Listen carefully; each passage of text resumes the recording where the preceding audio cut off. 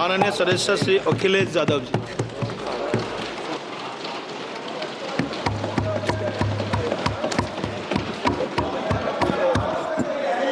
Please please. कोई बात नहीं, कोई बात नहीं। अरे नहीं, आदरणीय सभापति महोदय, मैं आपका बहुत धन्यवाद देना चाहता हूं कि बहुत ही महत्वपूर्ण और देश के लिए और बड़ी आबादी के लिए भारतीय जनता पार्टी की सरकार में एक और बिल आया है। क्योंकि मेरे से पूर्व में जो हमारे साथी बोले हैं वो माननीय सदस्य हमारे साथ नहीं, लेकिन मैं उनके बहुत सारी बातों से सहमत हूं। और अध्यक्ष महोदय, मैं देख रहा हूं जो एक्स कांग्रेस वाले वो ज्यादा बोल रहे हैं।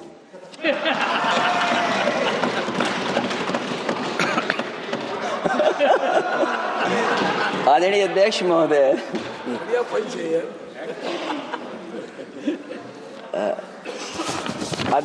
जो आज बिल पेश हुआ है, मैं हिंदी और अंग्रेजी को जो कुछ समझ सकता हूं वो यही मैं कह सकता हूं कि माननीय मंत्री जी ने ये कहा कि ये उम्मीद है। ये उम्मीद कैसे बना है, अंग्रेजी में भी मुझे समझ में नहीं आ रहा कि उम्मीद है ये, हिंदी में भी समझ में नहीं आ रहा कि ये उम्मीद है। यूनिफाइड वक्फ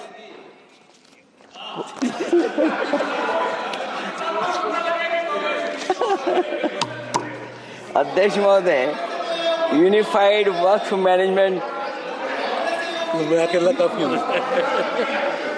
अध्यक्ष महोदय,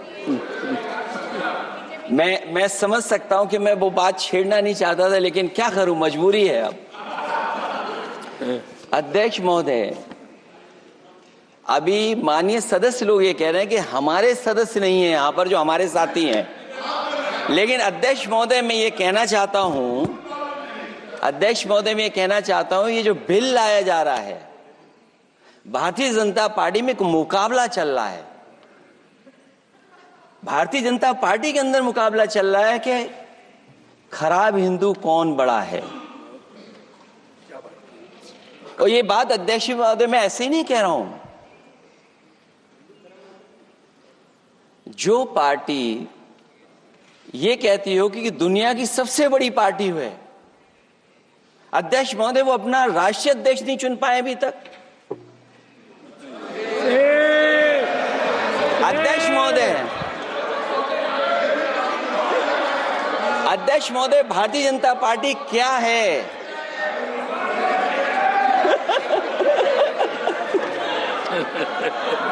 जी बताएंगे। मैं अखिलेश जी ने बहुत हंसते हंसते कहा है, इसको हंसते हंसते जवाब देना।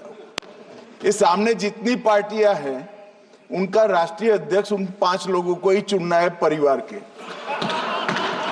हमें माननीय अध्यक्ष जी करोड़ों सदस्यों में से 12-13 करोड़ सदस्य प्रक्रिया कर कर चुनना है तो देर लगती है। आपके यहाँ जरा भी देर नहीं लगेगी। मैं कह देता हूं अभी 25 साल तक आप अध्यक्ष हो जाओ, नहीं बदल सकता। अध्यक्ष महोदय, क्योंकि जो बात निकल के आई है वो मैं फिर आगे बढ़ा दूं। अध्यक्ष महोदय, जो बात सोशल मीडिया या और जगह गुपचुप हो रही है, कहीं ऐसा तो नहीं था कि अभी कुछ दिन पहले यात्रा जो हुई है वो कहीं 75 वर्ष की एक्सटेंशन वाली यात्रा तो नहीं थी? अध्यक्ष महोदय, ये जो इस बार जो वक्फ बिल आया है, नाकामी का पर्दा इस बार है वक्फ बिल। और नाकामी को एक आध नहीं है, मैं कई नाकामियां बता सकता हूं। अभी मैं माननीय सदस्यों को सुन रहा था, वो पुराने कई बिल उनके बारे में चर्चा कर रहे थे कि कितने प्रोग्रेसिव बिल लेकर के आए हैं। मुझे याद है मैं उत्तर प्रदेश में उस समय था और मुझे लगा कि शायद इनकी वो बात ठीक होगी। एक ये बहुत तैयारी के साथ फैसला लेकर के आए थे और फैसला ये लिया था आधी रात के आज के बाद नोट नहीं चलेंगे, नोट बंद हो जाएंगे। अध्यक्ष महोदय, उस नोटबंदी नाकामी के बारे में भी तो चर्चा हो जाए कि अभी भी न जाने कितनी जगह पर कितना रुपया निकला जा रहा है, कितना निकल करके आ रहा है। केवल नाकामी नोटबंदी की नहीं, नाकामी बेरोजगारी की भी है, नाकामी महंगाई की भी है, नाकामी किसान की आय दोगुनी नहीं कर पाए वो भी इनकी नाकामी है। मुझे याद है एक माननीय मंत्री जी पूरे देश की नदियों के बारे में बीओडी बता रहे थे, लेकिन माननीय मंत्री जी ये भूल गए कि उनके शहर में, उनके क्षेत्र की जो नदी है उसकी बीओडी क्या है। गंगा क्या साफ हो गई, यमुना क्या साफ हो गई, स्मार्ट सिटी क्या बन गई, क्या गोद लिए हुए गांव इन्होंने गोद से उतार दिए, उनकी क्या दुर्दशा है। इसलिए मैं कहना चाहता हूं, ये नाकामी का पर्दा इस बार वक्फ बिल बना है। और सबसे बड़ी बात तो यह है कि जिसके लिए फैसला होना है उसकी बात को अहमियत न देना भी नाइंसाफी है। अध्यक्ष महोदय, नाकामी केवल यहां तक नहीं है। और भारतीय जनता पार्टी क्या है, मैं केवल एक पुरानी घटना याद करता हूं। एक बार फैजाबाद अयोध्या में एक कार्यक्रम था, उसमें बड़ी तैयारी की गई थी और तैयारी के साथ कलाकार मुंबई से बुलाए गए थे। हो सकता है वो सहमति दिल्ली से ना रही हो, केवल लखनऊ की सहमति से हो रहा हो कार्यक्रम। और जब कार्यक्रम की पूरी तैयारी हो गई, भगवान श्री राम बनकर के कोई आ गया, लक्ष्मण बनकर के कोई आ गया, मां सीता भी बनकर के कोई आ गया, हनुमान जी और भगवान हनुमान भी बनकर के कोई आ गया। लेकिन जब लखनऊ से वो हेलीकॉप्टर उड़ा और अयोध्या पहुंचा तो सब लोग थे, लेकिन उसमें हनुमान नहीं थे। अध्यक्ष महोदय, मैं भारतीय जनता पार्टी के लोगों से कहूंगा कि जानकारी करिए कि आखिरकार भगवान श्री राम थे, लक्ष्मण थे, सीता थी, लेकिन हनुमान क्यों नहीं थे। हनुमान इसलिए नहीं थे, शायद उनकी जात या धर्म कुछ और था। अध्यक्ष महोदय, ये देश मिली जुली संस्कृति से चला है। कुछ हमने सीखा, कुछ उन्होंने सिखाया। और जो लोग ये कहते हैं कि हम सबको बराबरी का हक देते हैं, अभी कुछ दिन पहले ईद निकली है। अध्यक्ष महोदय, वो परंपरा रही है, न केवल मैं जाता हूं बल्कि कोई दल का नेता ऐसा नहीं न जाता हो उस कार्यक्रम में शामिल होने। भारतीय जनता पार्टी के जो मुख्यमंत्री, उप मुख्यमंत्री, वो भी जाते हैं, उप मुख्यमंत्री, सभी धर्मों के नेता आते हैं। लेकिन पता नहीं इस बार क्या साजिश थी, षड्यंत्र था कि वहां पर कुछ पाबंदी लगी हुई थी। अगर किसी कारण पाबंदी लगी हुई थी तो बात समझ में आती है, लेकिन जब जानकारी हुई है, किसी को नहीं पता था कि पाबंदी क्यों लगी है कि आप नहीं जा सकते वहां पर कार्यक्रम में शामिल होने। क्या यही भारत है, यही संविधान हमें रास्ता दिखाता है? अध्यक्ष महोदय, मंत्री जी बताएं हमें, वो खुद भी माइनॉरिटी हैं, भगवान बुद्ध के रास्ते पे चलते हैं। भगवान बुद्ध का रास्ता दूसरा है। हम आपको अपना मानते हैं तब भी जब आप हमारे बहुत सारे ग्रंथों को नहीं मानते हैं, तब भी हम आपको अपना मानते हैं। आप हमारे पुराणों को नहीं मानते हैं, आप हमारे उपनिषदों को नहीं मानते हैं, लेकिन सोचिए, हम हिंदू वो लोग हैं जो आपको स्वीकार करते हो, गले लगा करके चलते हैं। अब मैं दूसरे धर्म पे नहीं जाऊंगा, कोई नाराज हो सकता है। मैं दूसरे धर्म के बारे में नहीं जा सकता, मैं केवल यही बताता हूं। और मैं उत्तर प्रदेश में, अध्यक्ष जी, जहां से आता हूं, मैं अपमान नहीं कर रहा हूं, मैं सच बोल रहा हूं। और ये बिहार के चुनाव में जो आप कह रहे हैं कि महिलाओं को 2 मेंबर बना दिया, इस बार मैं भी देखूंगा आगे भारतीय जनता पार्टी कितनी महिला लोगों को टिकट देंगे वहां पर।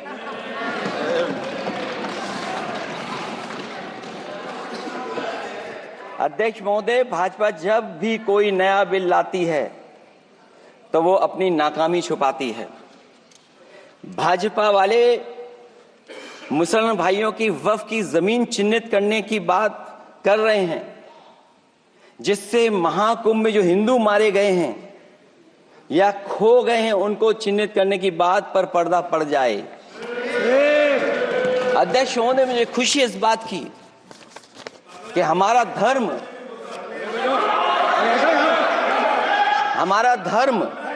अध्यक्ष महोदय नहीं कुछ कहना चाहते हैं नहीं प्लीज, उनको अलाउ नहीं किया। अध्यक्ष महोदय, कुंभ में आस्था सबकी है, कोई ऐसा नहीं जिसकी आस्था ना हो। और कुंभ कोई पहली बार नहीं हो रहा था। ये भारतीय जनता पार्टी के लोगों ने ऐसा प्रचार किया कि 144 वर्षों के बाद पहली बार महाकुंभ होने जा रहा है, और लोग निकल पड़े। सरकार ने कहा कि हमारी तैयारी 100 करोड़ की है, लेकिन तैयारी 100 करोड़ की भी नहीं थी। जिस तरह लोगों की जान गई वहां पर, सरकार ने खुद स्वीकार किया अध्यक्ष महोदय के 30 लोगों की जान गई है। आज अध्यक्ष महोदय, मैं कहना चाहता हूं कि डिजिटलाइजेशन कर रहे हैं आप कहते टेक्नोलॉजी का हम इस्तेमाल करेंगे, जमीनों को हम मैपिंग कर करके डेटा एंड रिकॉर्ड ठीक करेंगे। अध्यक्ष महोदय, ये बताएं कि वो 30 लोग कौन थे, उनके नाम क्या थे जिनकी जान चली गई, न केवल जान जाने वालों की, बल्कि अध्यक्ष महोदय ये सरकार बताए कि जो लगभग 1000 हिंदू खो गए हैं, जो अभी तक नहीं मिले, जो अभी तक नहीं खोज पाए हैं, वो 1000 हिंदू की सूची कहां है? और फिर धर्म कारोबार की बात है, जो ये लोग गोली। अध्यक्ष महोदय, मैं कार सेवक वाली बात इसलिए नहीं छेड़ना चाहता हूं अध्यक्ष महोदय, ये शायद माननीय सदस्य जानते नहीं कुछ सच्चाई नहीं जानते। अध्यक्ष महोदय, ये संविधान की वजह से, संविधान को बचाने के लिए, हिंदू एकता को बचाने के लिए कुछ फैसले लिए गए, लेकिन एफआईआर हम लोगों पे नहीं लिखी गई थी।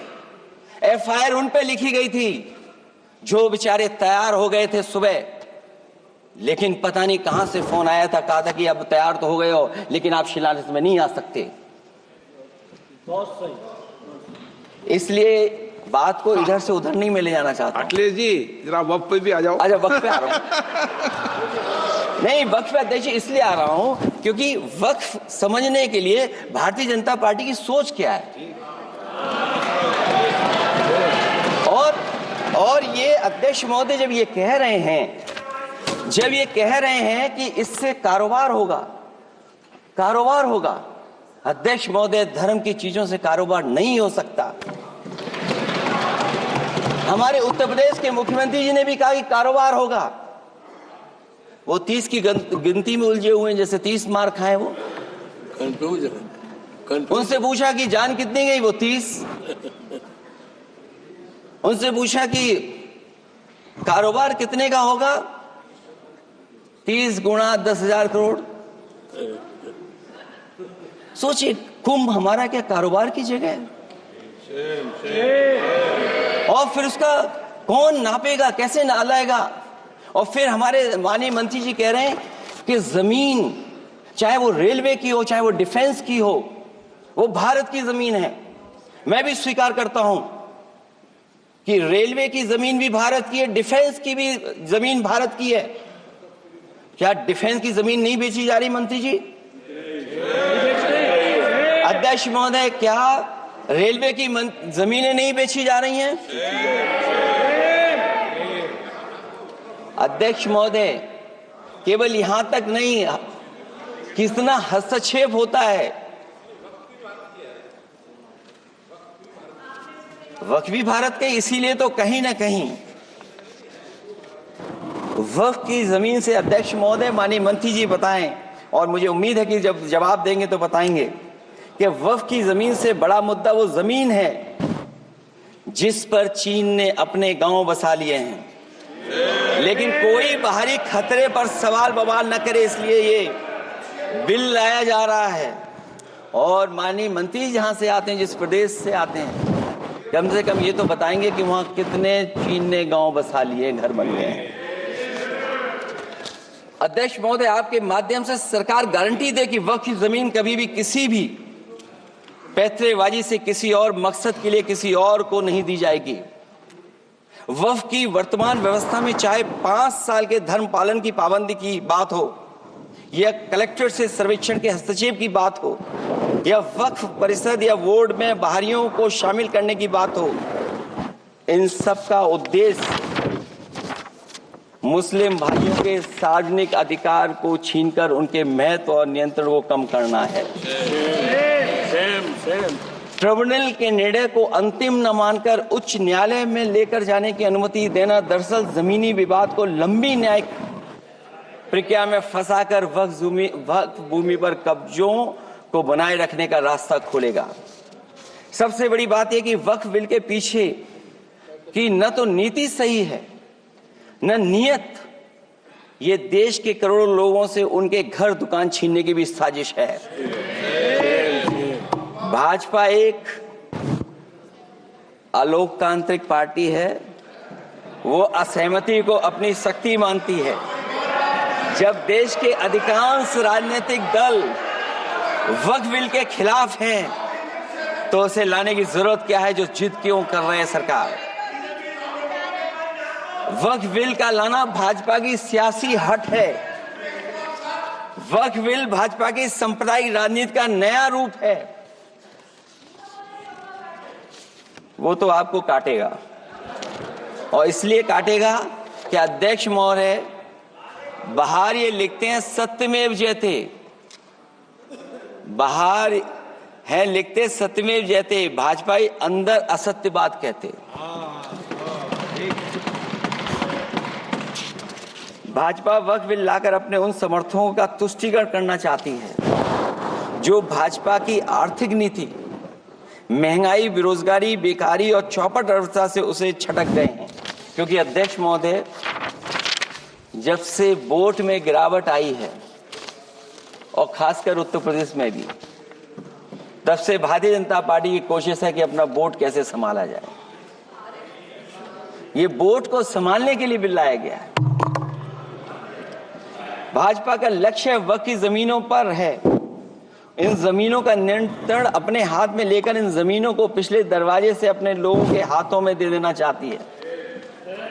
भाजपा चाहती है कि वक्फ बिल लाने से मुस्लिम समुदाय को लगे कि उन पर हक को मारा जा रहा है, वो उद्वेलित हों और भाजपा को ध्रुवीकरण की राजनीति करने का मौका मिल सके। क्योंकि अध्यक्ष महोदय, भाजपा का लक्ष्य यह है कि ध्रुवीकरण हो, क्योंकि वो जानते हैं कि ध्रुवीकरण जितना होगा उससे वो लाभ उठाने में आगे रहेंगे। तो ये वक्फ बिल जो लाया जा रहा है वो अपनी वोट बैंक को संभालने के लिए और समाज को बांट करके ध्रुवीकरण करके राजनीतिक लाभ लेने के लिए लाया जा रहा है। और अगर इसके लिए नहीं लाया होता तो पहले से जो जितने फैसले लिए सरकार ने, क्या उससे देश और प्रदेश में कोई बड़ा बदलाव आ गया है? अगर स्मार्ट सिटी का बात करें तो कितनी स्मार्ट सिटी बन गई है आपकी। आपके नोटबंदी की वजह से न जाने कितना रुपया कहां निकल रहा है, और डर तो ये लगता है कहीं भाजपा वाले दूसरों के पैसा रख करके न पकड़वा दें। वक्फ बिल के आने से पूरी दुनिया में एक गलत संदेश भी जाएगा। इससे देश की सेकुलर इमेज। मैं अंत में कहना चाहता हूं कि अभी तो आपने साथी संभाल